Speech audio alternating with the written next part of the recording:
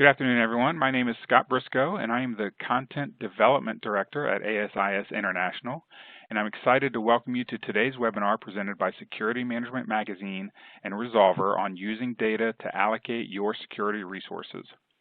Security Management is the official magazine of ASIS International and is the top magazine for security leaders worldwide. Resolver transforms how organizations think about risk. Their cloud-based software protects over 1,000 of the world's largest organizations' employees, customers, supply chains, brands, and shareholders. By attending today's session, those of you who hold an ASIS certification will earn 1 CPE credit toward recertification of that credential. You will receive an email a few hours after the event that will serve as documentation that you attended today's event.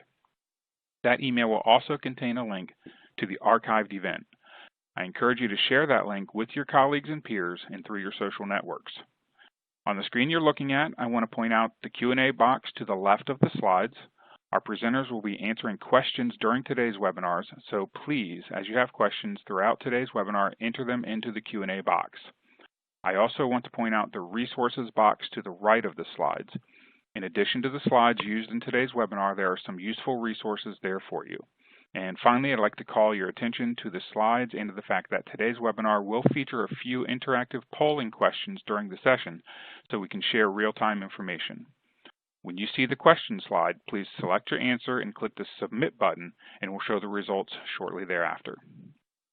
Today's presentation is based on joint research that Security Management Magazine and Resolver conducted earlier this year.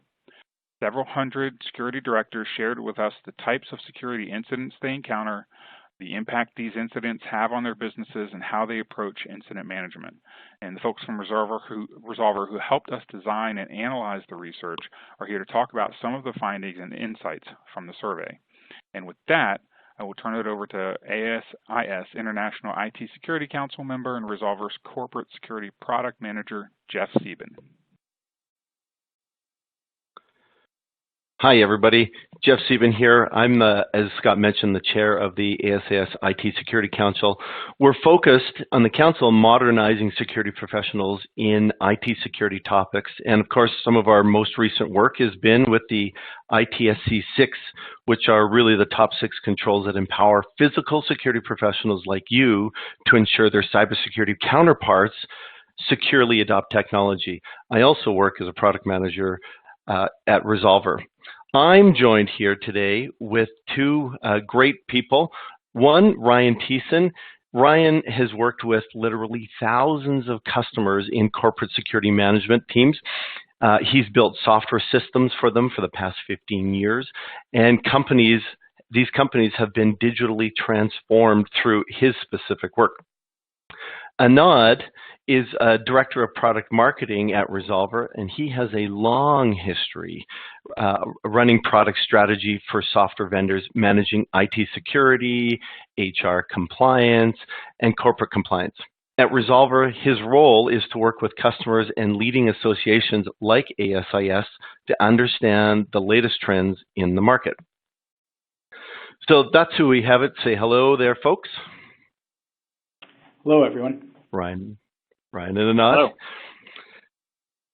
Great. So today we have an agenda here. Our association, as you know, and the larger security profession relies on great research to focus our decisions.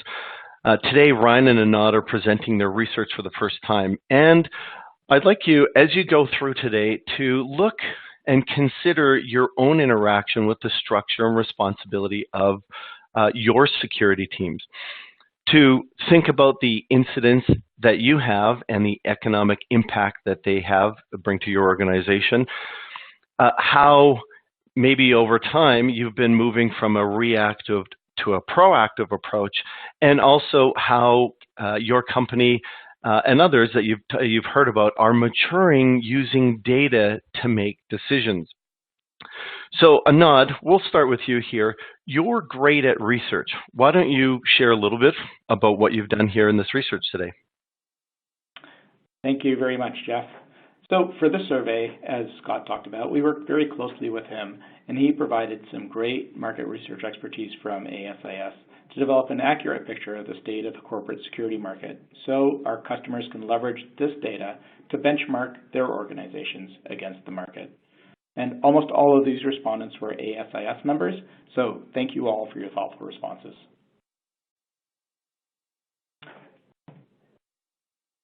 The survey was very well received. We had 225 people responding, and most of them were senior. 75% were manager level or above, and they represented a wide range of industries and countries. We had finance, banking and insurance, healthcare, government, manufacturing, and energy being the most represented industries, and we also had responses from over 10 additional industries that aren't shown here. We had more than half of the responses from North America, and Europe, Asia, and Australia were also well represented. So you can consider this data a good benchmark for assessing your business. Let's start off with a poll question just to get us all warmed up and into the mood of taking a survey. Okay, so first poll question, are the security responsibilities of your team expanding, remaining about the same, or reducing in scope? So if you just click on there and hit submit, and that could be business continuity or cyber, that type of thing, expanding, remaining about the same, or reducing scope of responsibility. Give a couple more seconds.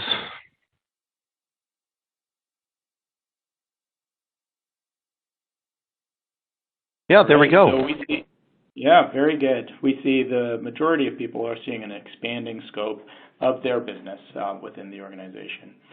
And this aligns very, very nicely with the key findings that we had in this survey. What the market is telling us is fascinating. Your peers are finding that their responsibilities are expanding, both in the domains that they need to protect, as well as the level of senior visibility that their work is receiving. They're now starting to quantify the amount of losses that they are protecting, and are now able to highlight the value that their teams bring to the business in a more quantitative fashion.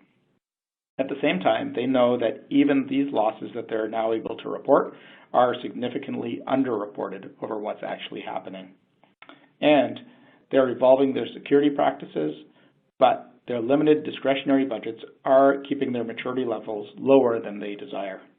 So let's now go and see exactly what they had to say.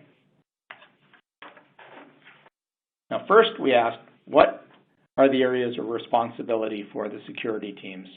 We see that about 1/3 of these teams also have cyber and IT security responsibilities, and the majority of these teams also have risk management and business continuity responsibilities.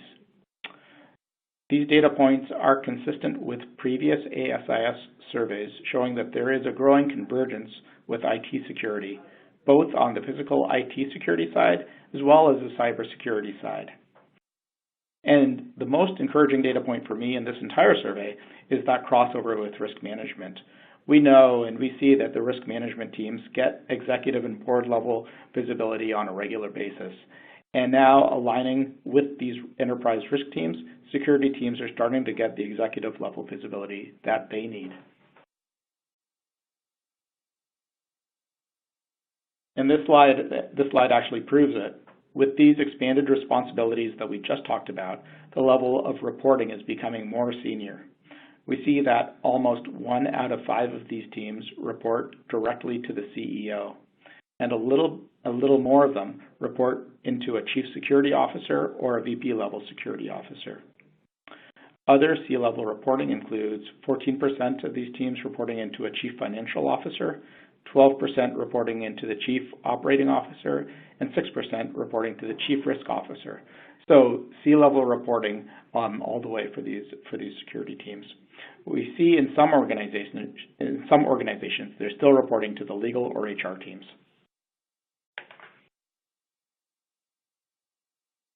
And happily, with this increased responsibility and visibility comes increased budget, which is great. We see that 56% of the teams are planning to increase their physical security budget next year or are in the process of budgeting an increase, still undefined. And it's even more pronounced in cybersecurity, where we see that 78% of the budgets have a planned or in-process budget increase. This is good news because one of the concerns that we hear is that the cybersecurity team can start to starve that physical security team for budget, but the data shows that organizations are continuing to invest in both at the levels that they require.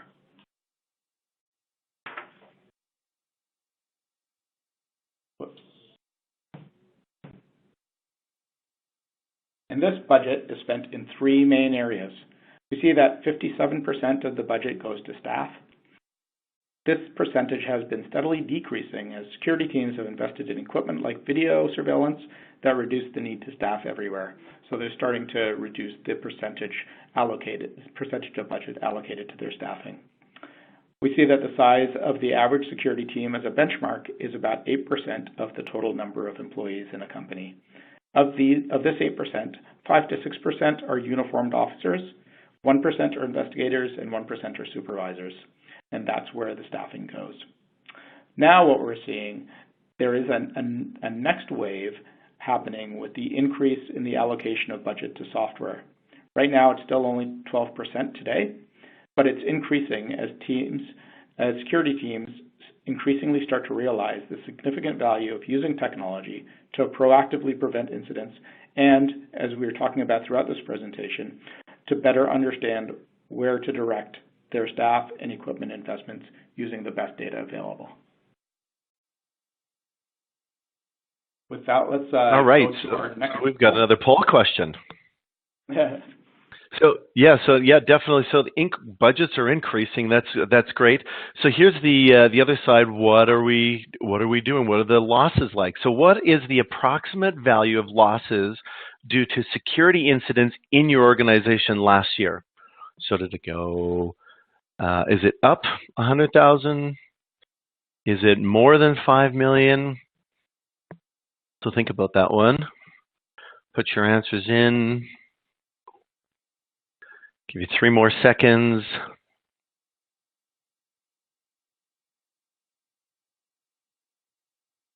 See what they answered. Okay. Oh, neat. So the largest group there is, between 100,000 and 1 million. 100,000 and 1 million, and the largest is actually not sure or not tracking the losses that are incurred, which is interesting. It tends to be consistent with what we're seeing from the data in the market. And the responses here, and this data shows why increasing that security budget is important to organizations. The world is becoming more complex and dangerous on a year-over-year basis. And what we see is that 80% of companies saw an increase or the same number of incidents as the year before, with 10% seeing a 25% or more increase. So there are more incidents to manage on a year-over-year basis. On average, from a benchmarking perspective, they can expect about 0.7 incidents per total number of employees in the company, and that's what they can plan for. And 18% of these incidents actually result in material loss.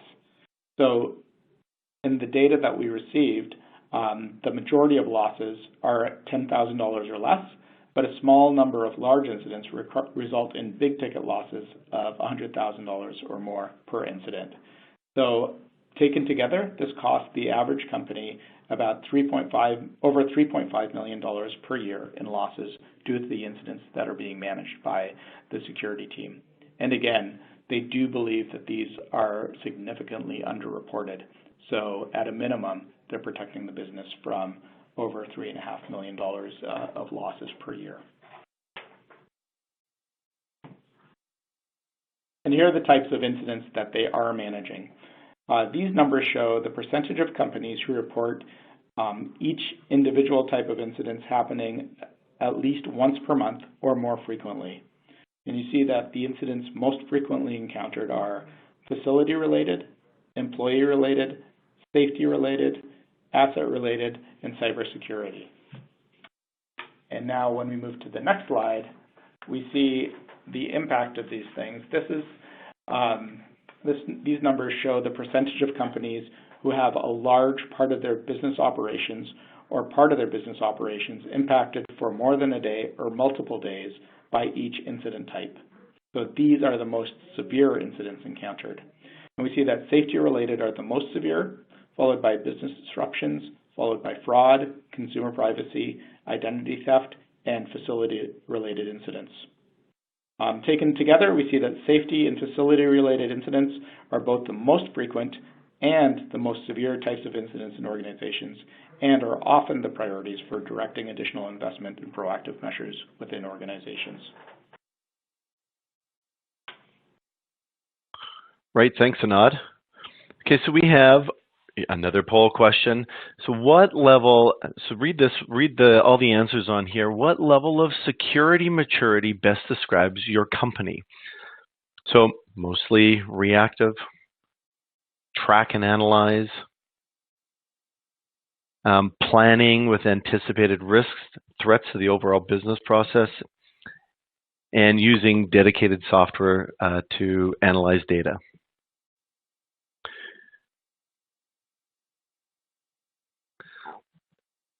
Good, keep reading those. 3 more seconds, what do you say, Nod? Okay, let's see what the answers are.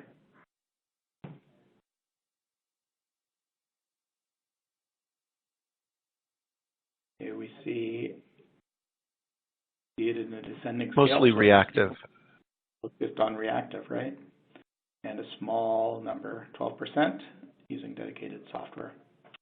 So with this information, this sets us up nicely for the next section of the presentation, where we'll shift gears and talk about how companies are reducing the frequency and severity of the incidents that they encounter. I'll turn it over to Ryan to discuss the state of maturity in companies today. Great, thanks, Anand. Yeah, so as we work with a lot of customers here, we are looking at sort of how they grow in the sophistication and maturity of their organization groups to definitely get a lot more predictive or proactive in how they manage security. And it is a process that you have to go through to build out that maturity. You can't do it all at once, and you have to start somewhere. And for the most part, I think people are starting in the right place.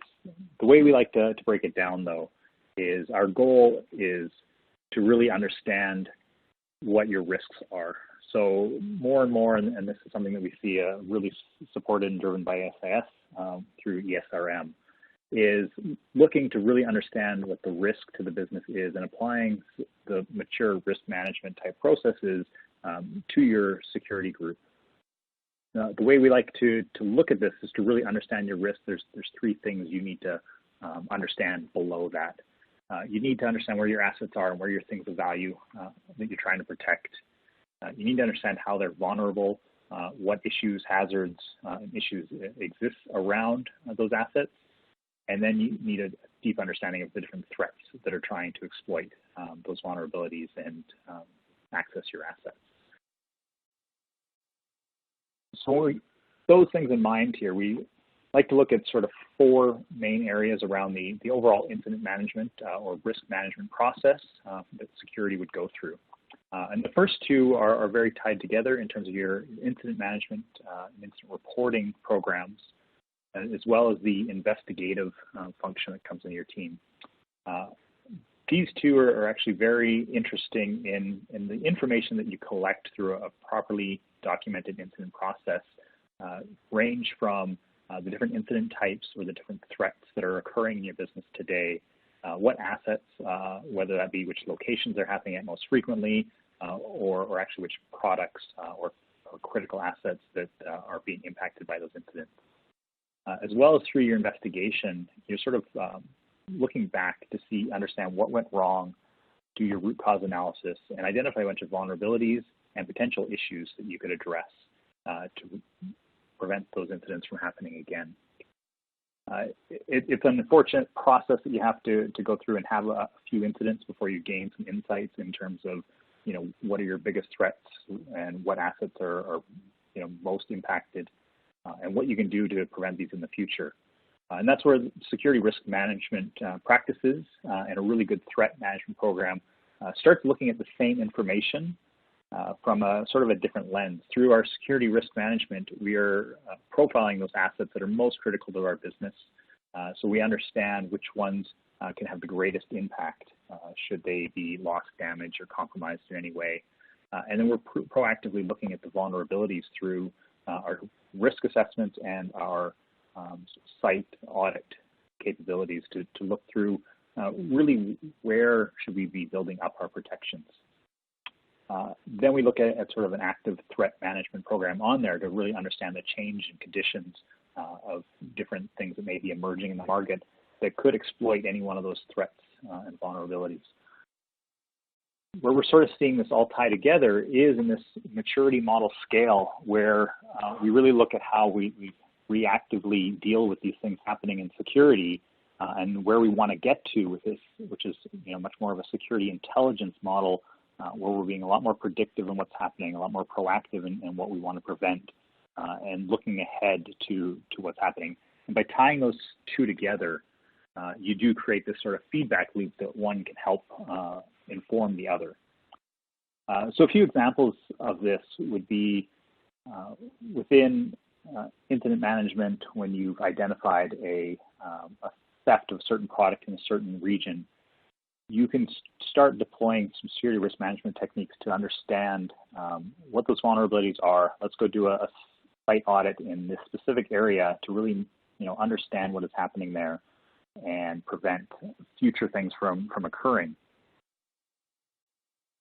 Sort of rolling this all up, when you do get ahead of it and you start identifying things that if this happens, this will be critical, we like to feed that back into your operations and reactive. And this is why a lot of people will start with their security operations group and the incident management process to really understand what's happening, because then when you get further ahead in the process, you can use those things to measure, gain some measurable improvements in what's happening in the business. One of the other things that we often sort of see when you take this sort of two-pronged approach of reactively dealing with your threats and incidents, and then sort of proactively managing it. Either way, you're identifying different issues that have occurred.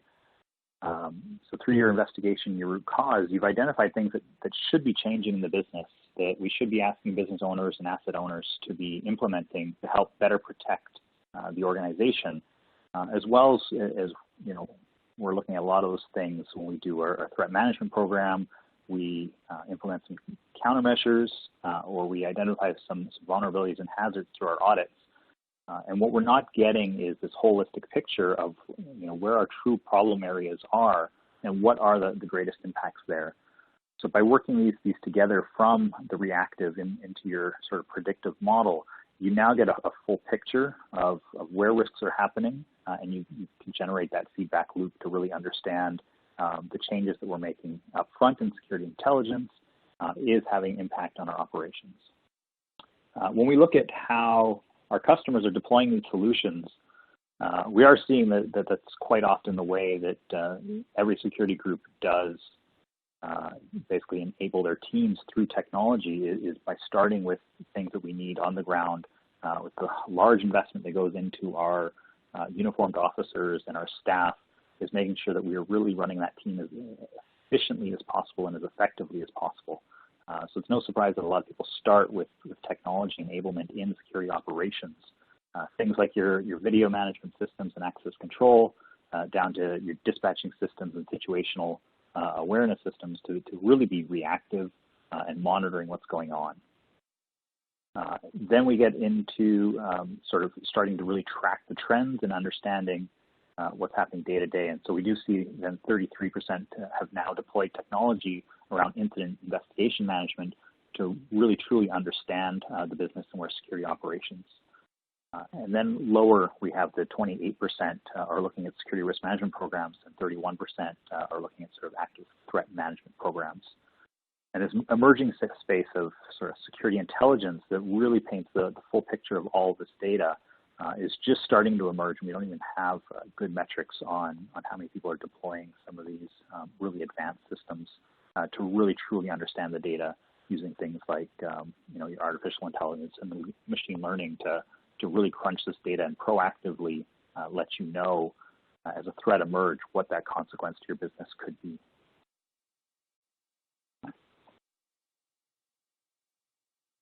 We do have a great visibility into the purchasing intent. So we know this is sort of a trend of where everybody, as a novice, was talking to, getting that complexity underhand. There's just too many things going on, and we need to start take a step back and look at this a lot more holistically. We see a big intent of people looking to move into implementing security risk management programs and really beef up their threat management to understand what is changing in the world and how that can impact their business. So making sure that we get ahead of this is definitely where we're looking, but we can't lose track of this being a full picture and a complete cycle, because as you make those improvements and you make those decisions on where you should spend your resources in terms of additional controls and additional staff and where you want them deployed, you need that full feedback loop to be able to measure the effectiveness of that all the way through. So using a full mature model of all these things working together does really help you generate a good ROI model of where we should spend our resources and what that means to the business coming back by understanding that these incidents cost us X amount. And it's really interesting that 48% don't know the impact of the incidents or don't measure the impact of the incidents because those are the details that you really want to collect through your investigations to quantify everything that you do with your security budget going forward. When you need to justify X amount to spend, say, another $200,000 project to help protect assets that you know are vulnerable, you can look back to that data and show the business that this caused 14 days of outages last year. This led to several $1 million in fines over the year. The $200,000 investment is not a control that might help us. It's a control that is going to make the business more profitable. And when you can start having those conversations with the business and asset owners, they're readily available to help promote your programs and look to help increase that funding so that you can really demonstrate that the total business impact that security is having in terms of profitability and the bottom line, and how those investments enable the rest of the business to do what they need to do with security sort of top of mind. Hey, Ryan. So Jeff here. So just to kind of lay up a question here, for threat management, obviously the attendees that are here, we're as members of ASIS, we're all kind of like, looking at and buying into this ESRM model and this process. In terms of like how the threat management, like is that lethal threat, or is that like people dying, or it looks like there's 66% that want to do something with threat management, but what is that from you as a product manager? You've been doing this for a long time. What does that actually look like? Yeah, so when we talk to people about sort of the threat management or the threat intelligence and the different data that they're kind of dealing with and sifting through, there's really two groups of data that we sort of classify that in. One is a bunch of data that you're gathering from systems to help protect against insider threat and things that might impact your business through your employees and your vendors and sort of daily operations. And often this is working closely with IT to build in alerts and rules into a lot of these different monitoring systems that we have, looking for violations of users accessing resources or accounts or sensitive data that they maybe should not be accessing, users accessing facilities and locations or swiping their badges in areas that they don't need to be. And there's just a ton of data in there. What is the challenge is knowing what data to look at and when to focus in on that. So these systems to help us identify these rules are great. They usually spit out hundreds of alerts a day or a week. So we still need to prioritize where we want to start putting our investigative efforts on these threats and really just to assess if this is something that we want to get a little bit more proactive at or maybe it's just something that we want to continually monitor before we make any sort of changes to protect against this threat. So by building these into your systems and really getting them into the investigation process, you can proactively identify which users are sort of frequently alerted on, maybe which assets are constantly sort of being targeted by these gray area type threat alerts that you're getting from a lot of these automated systems that are in place sifting through the internal data. So really just bringing that in and connecting that data to your assets, to your people at the different locations can give you a good picture when you marry it up with everything else of this. Is this something that you want to immediately act on, monitor long term, or maybe mobilize the business into a sort of emergency or crisis mode, depending on the severity. The other side is that really sounds like focused. I was just going to say. So I was just going to insert there. That definitely sounds like ESRM, the prioritization, of mitigations on the risks. So it's definitely ESRM. Absolutely, and I think that where we more traditionally look at the threat management is in the safety and protection of our people. So this is the other side where there's a ton of external information out there, and lots of systems and different content providers that you can work with to pull headlines out of a bunch of news tracks, monitor social media for different events in your geofence. You're really looking at everything that externally could impact your business and marry that up with where do I have my assets deployed, where are my people deployed, where might my people be traveling to. So we start talking about the executive protection, the travel, special event protection. So really understanding what might be happening outside of the business. As we bring that in, we want to really marry that up with where your locations exist and where your assets is, so you can quickly filter through, the ever-changing environment that is happening outside of the business.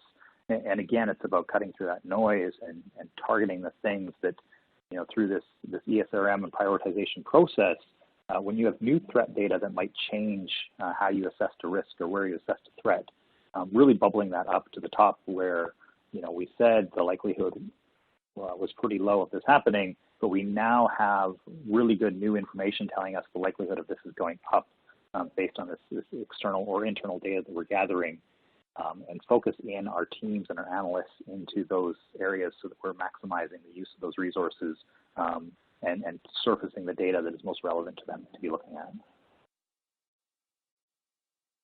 at. Great question. That's good. Yeah, no, and just a reminder that looks like there's a few questions coming in, so definitely ask questions if you want some answers from Anand and Ryan on this.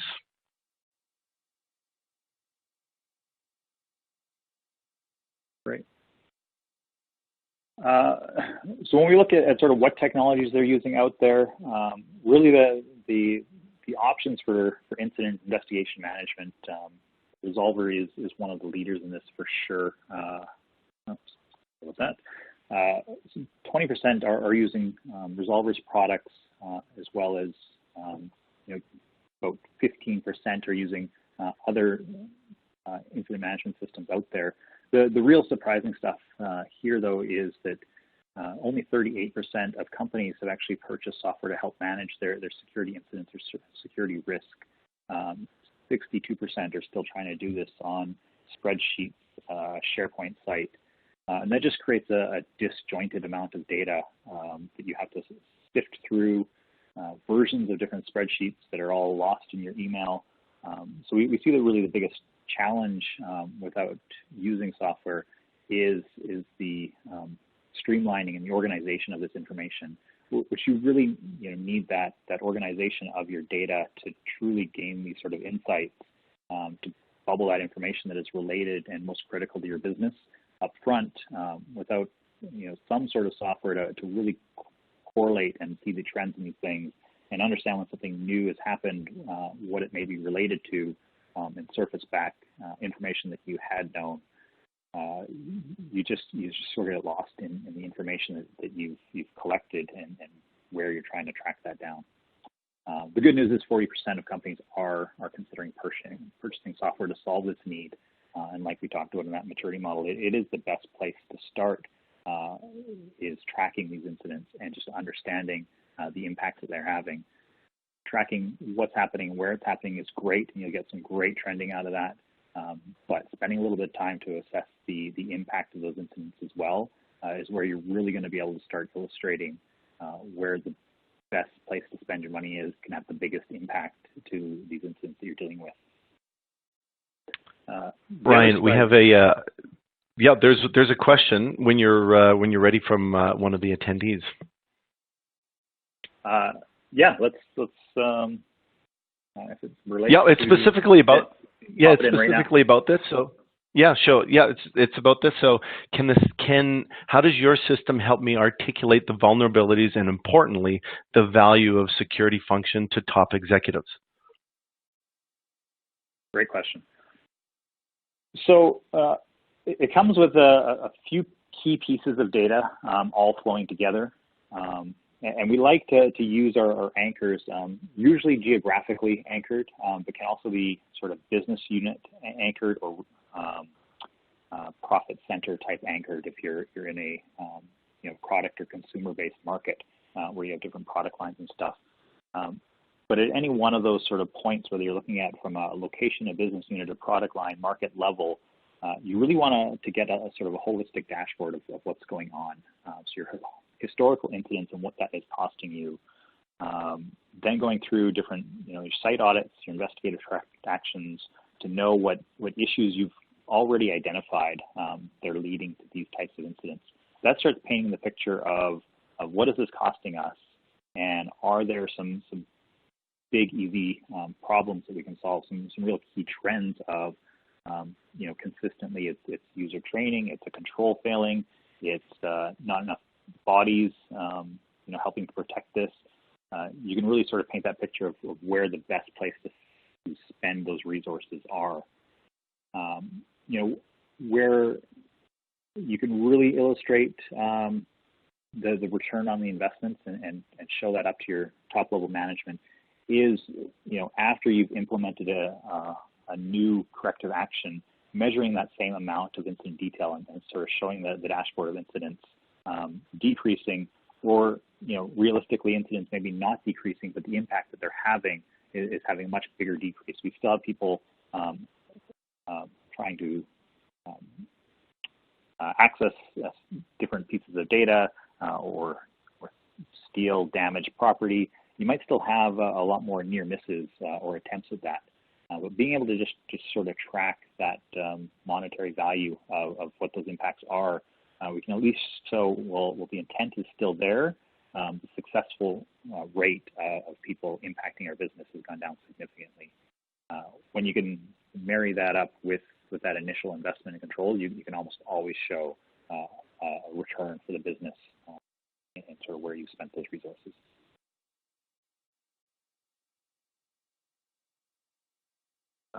One of the important things is to know that when you implement systems like this, where we think the number of incidents that we have is X, or the cost of our business is in that 100,000 to $1 million sort of range.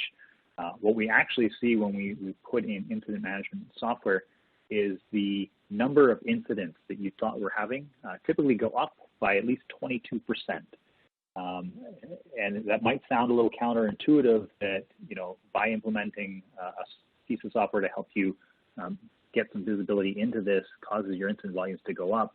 In reality, we all know these were happening anyways. We just didn't have visibility into them. And you really can't do any of this well without visibility into what's actually happening in your business and what's actually impacting your different asset and business owners. So by getting a lot more visibility, you can at least have a much more open conversation about the things that right now people don't know are happening. So seeing a trend of your incidents going up is actually a good first step, that you now have a better visibility into that problem area. So we have a case study here, and maybe a nod. We'll just get you to sort of speak through our experience working through this exact sort of model with one of our customers. Yeah, Thanks, Ryan. So to see how all this data that we've been presenting to you plays out in action, here's a case study from one of our customers. Now this company is a really large multinational firm. It's highly regulated, highly dependent on its brand. It's got employees distributed in many locations around the globe, so it's a complex environment. What they found is that their problem was their central security team was centralized at head office, and they had limited visibility into the incidents that were happening on a global scale.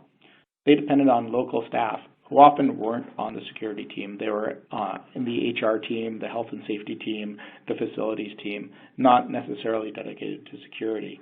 But they depended on them to report and track incidents. But each different group had different levels of experience, different standards, different tools that they used, and different expectations on them, frankly. And so this lack of incident visibility exposed the business to significant losses from big things like intellectual property theft, counterfeiting of their products, and disruption of their brand, supply chain disruptions of how they can get their product to market and get their suppliers into their system. So there were some big issues caused by this lack of control of the security systems. So their solution was to implement technology. In this case, they used Resolver. They are one of our customers. They implemented this across all of their facilities globally to report and track their incidents of IP theft, because that was the biggest concern at corporate executive level. As part of this, they were able to better enforce their governance. Using our workflow engine, they were able to make sure that people that were assigned tasks were getting to them on time and as required. And they were also able to improve the accuracy of incident reporting in all their facilities. And this success in their IP protection business led to the expansion of the system to brand protection and supply chain security. So by pulling all of these things together in a single view, they're now able to provide a complete view of security across their organization. With this increased visibility and quantitative understanding of their losses, the security team is now tasked and now able to provide the board with quarterly reports of incidents, countermeasures, and business impact tied to overall business risk. And again, this is now elevated to a board-level discussion that the security team is now able to have. The results of this, of pulling this all together and increasing their maturity, is, as Ryan said on the last slide, they actually increased their incidents, right? They had a 100% increase in the number of incidents visible to the security team. And they, of course, looked at that as a great thing because they knew that these things were happening. They just didn't have the visibility or the understanding of where they needed to focus their efforts. The second thing was they experienced a huge culture shift. They, for any number of years, they believed that their lack of ability to get visibility into all of their incidents, the lack of reporting of incidents, was due to some intractable culture issue that people just didn't care about security. What they really found is that it wasn't culture at all. It was just that they were making it too hard for people to do their jobs. What they thought was a culture issue was really a usability issue. By putting in an easy-to-use system and putting in the governance in place and training in place to make sure that people used it, they're now able to have everybody fully participating.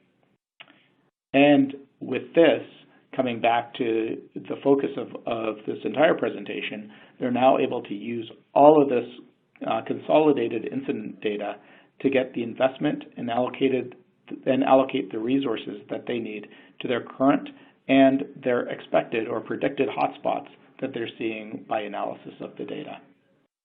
So this is, by increasing their maturity, this security organization is able to significantly improve the results of their entire business.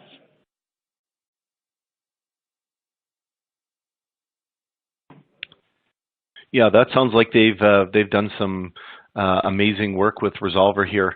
So we've got some good baseline questions here, specifically to the attendees here. So are you planning to invest in security-related technology in the next 12 months? Yes or no, or you don't know. So I'll give you 3 seconds for that. Everyone come back, should be easy. take a look at the results, Anand. Should be a fairly straightforward question. Yep, split, almost split down the middle there, but heavily leaning, a little bit leaning towards the yes.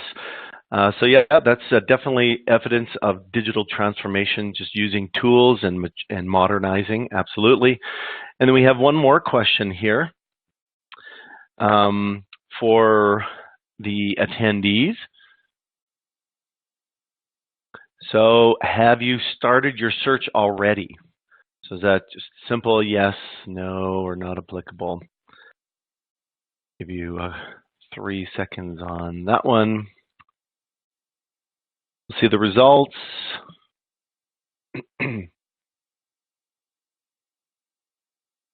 All right, so majority there not starting their search already.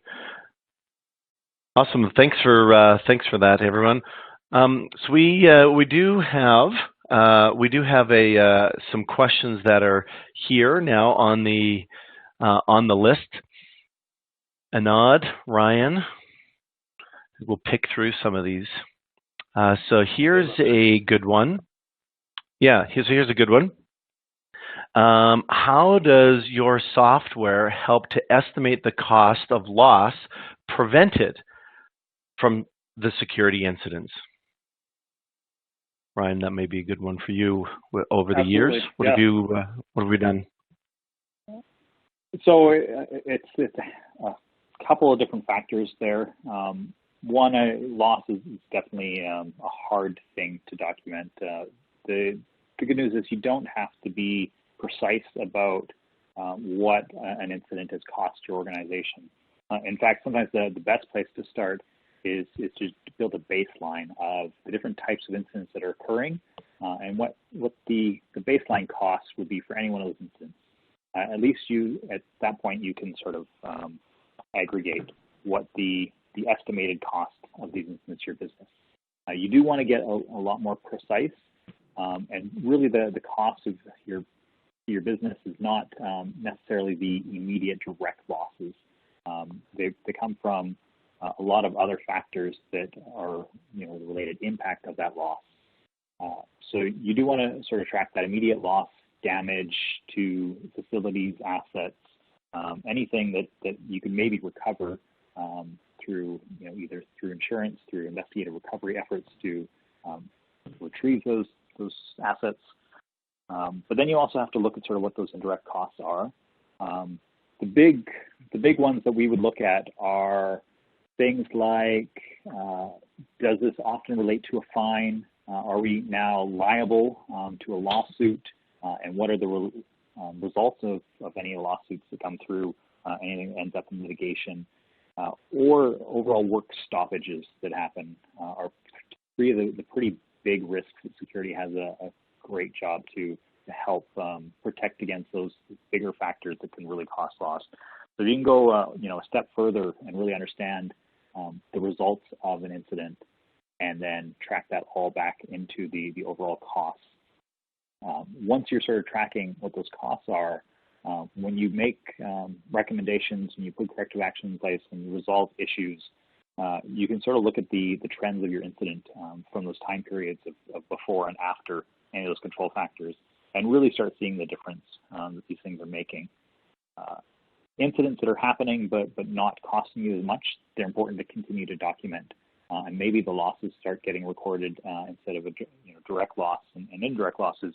You just start recording them as near misses and exposure to the business. What could have been lost should your security program not have been as effective or responsive as it was. So being able to demonstrate the current investment is having a major impact as well can really help illustrate sort of where things are being best protected.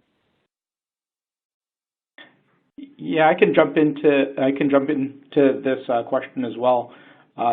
This is really one of the big changes that we're seeing in the market for security departments. They're really putting a big push into aggregating their risks into higher level categories, so they've got a really good idea of what types of incidents are happening at a category level. And at the same time, they're putting a lot of focus into quantifying losses associated with the events. At a basic level, they're looking at a lot of the things that Ryan was talking about, the value of property, equipment, facilities being lost or stolen. Next level, quantifying the amount of labor time lost, resource investment, fines incurred, business downtime caused by the incident. The interesting thing is when they get that, this requires the security team to now collaborate more closely with the finance teams. So they now have the corporate level view of the cost of these items. Like they're often beyond security to capture the corporate level financing of how much does this much downtime cost the business, and they can start to track those losses. The next step in maturity is now to associate those categories of incidents with associated business level risks. So now I can take my category of incidents, align them with my strategic risks. For those incidents that materially impact the likelihood of my strategic risks to the business, I can model incremental cost to the business of my increased risk profile due to them, right? So this, again, requires some increased collaboration by the security teams. They now have to collaborate more closely with the risk teams to understand how the risk teams are able to quantify these higher level strategic risks, and they can allocate a portion of that to their security efforts. So I'd say overall, the question was, how do we capture these things? There are simple ways, and clearly we can do that in the software. The challenging things or the more sophisticated things are to quantify them properly, and to quantify them properly, you'll have to collaborate with different parts of the organization that historically have been a little bit hands-off, like the finance team, the risk teams. Great, thanks you too. Another one? Yep, there's another one. There's some of them are related here. So one, how do you increase the visibility into the number of incidents you see, which is similar or could be similar to what are some of the ways you've found to be successful in getting people to report incidents from the field? Interesting. I can start with this one, RT, and then Sure. You can jump in. So I discussed this one a little bit in the case study, but what we found is the main contributing factor sort of across the board with all the companies that we talked to is to make reporting and managing incidents easy to do by the people that you need to report them, right? The people who report the most are probably your security guards, and they probably do a pretty good job of reporting their incidents because it is their job. But even these uniformed officers won't make the extra effort if reporting incidents takes too much time or is not an easy part of their regular patrols, right? If for example, they have to take notes, come back to their desk, write it down on paper, and take a lot of time at the end of their shifts to report these incidents, some of the things that seem trivial probably aren't going to get reported. So it makes it really easy to miss seemingly small things that can then turn into larger issues. Like for example, if you miss reporting an incident of a burned out light bulb and it doesn't get reported for a couple of days, it could lead to a break and enter. Which could then lead to an assault, all caused by the lack of reporting that there was a burnt out light bulb. So these things can have sort of a butterfly effect if they're left unreported. And this issue is really far worse when it's not security people, your security staff that you're relying on to report these incidents, whether it's your regular employees, your general public, anonymous whistleblowers, or other stakeholders, right? It needs to be completely intuitive to access the reporting forms. And the form itself, when you report it, needs to be super understandable and really easy to use because these folks have no training. They just know that they have an incident to report and it needs to be easy. And they need to have confidence in both how you're getting them to report, that you'll do something about it, that they'll remain anonymous if that's the case, the type of incident that they're reporting. So all those things play into it in terms of making it really easy to use and making them confident in it. As we found in this software, as we found in the survey that we just presented, like using technology to replace these types of manual incident reporting has a huge impact into the visibility that you can achieve into the business and number of incidents that you're reporting. Yeah, Ryan, anything to add? I mean, only to nail home that simplicity is key. I think in the past, we've tried to really deploy out really complex forms and really understand every angle of the incident. and your adoption rate is just going to drop if you put too much ownership on your end employees or the public. You really do want to make it super simple for anybody to get you at least the basic information. And typically it doesn't have to be any more than what they would go through if they were going to send you an email.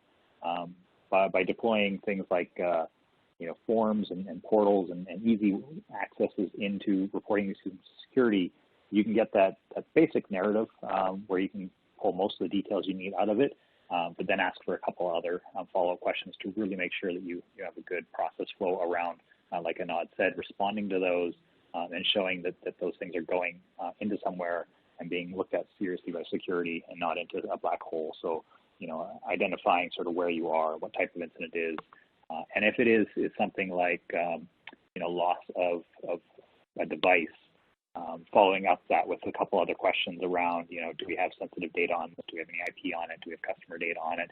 Is there anything where we need to maybe step up our response here because it could be opening us up to a lot of other issues. So being able to create a little bit more of a workflow through really just the basics information, but then when one of the sort of red flags hits, making sure that we have the ability to dive deeper and drive that process really quickly right from that initial event. All right. And Scott, do we have time for one more question? Maybe. Absolutely. Go ahead. All right. Yeah. So it looks like it's going to be to Anad. You presented some big numbers on losses associated with incidents. How did you get those numbers? I think that must have been the 3.5 million slide. Right. Yeah, I think we answered it in the first question. Just really how we found people quantifying their risks. So going through, and I think Ryan did a really good job of walking through that these are the types of risks that they're quantifying, from the basic amount of time and labor loss, the equipment and property losses, all the way up to the strategic risks. So that's how we found people are actually quantifying. They're going through incident type by incident type and putting that quantitative analysis on it and starting to capture it a little bit more rigorously. I think, as we saw in our poll here in the presentation, about half the people aren't currently tracking those losses. We found a little bit better within the general survey to the market that people are putting a lot of effort trying to make sure that they understand the quantification of the losses and how much they're actually preventing the business from incurring.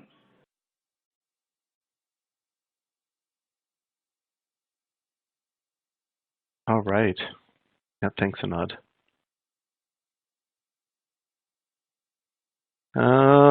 We have one more. We've got one more here. So you had shown security risk management as part of a maturing process.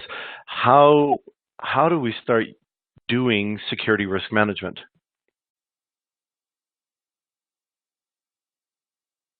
This maybe to Ryan. How do we start doing it? This is, I think the big thing to look at for security risk management is to start with the ESRM sort of methodology.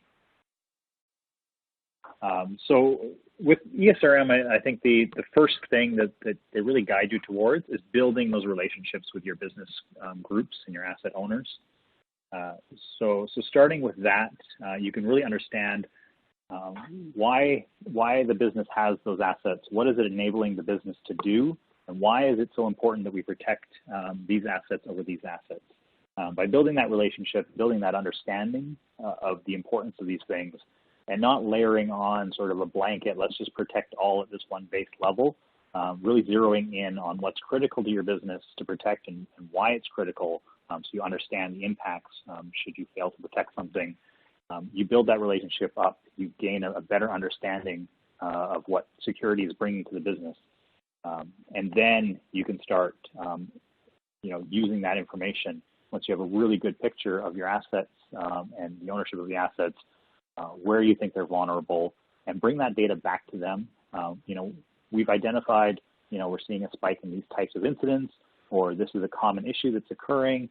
These are some solutions that we could work towards, helping better protect this or better resolve this issue. but build it as a conversation with your business units is definitely the best place to start. Okay, and with that, I want to thank Jeff, Anand, and Ryan for a great presentation this afternoon, and thank all of you for joining us today. Please look for the post-event email coming soon, and I hope all of you have a wonderful day. This concludes today's webinar.